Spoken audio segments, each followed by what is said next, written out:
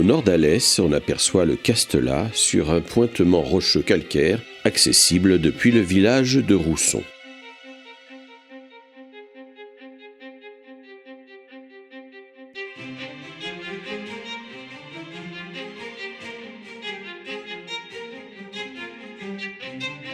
Occupé depuis la préhistoire, puis post-fortifié à l'époque romaine, il existe au XIe siècle à cet emplacement remarquable un château fort de dimensions modestes.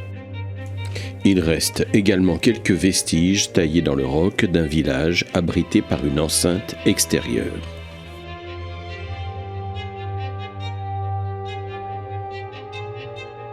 Possession de la famille Pellet, seigneur d'Alès, il est sous la suzeraineté des évêques d'Uzès.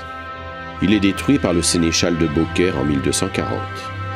En 1271, la région passe dans la mouvance du royaume de France.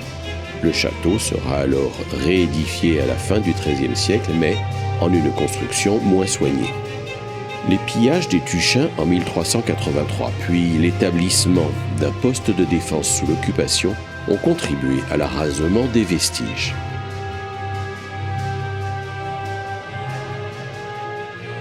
On aperçoit au loin le château de Trouillas ou de Rousson avec ses tours rondes aux angles.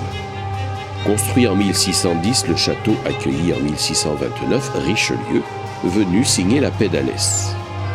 Du château médiéval, on peut encore apercevoir des fragments de l'enceinte intérieure de la chapelle castrale du XIIe siècle, ainsi qu'une citerne voûtée creusée dans le roc et les bases du donjon quadrangulaire du XIe siècle.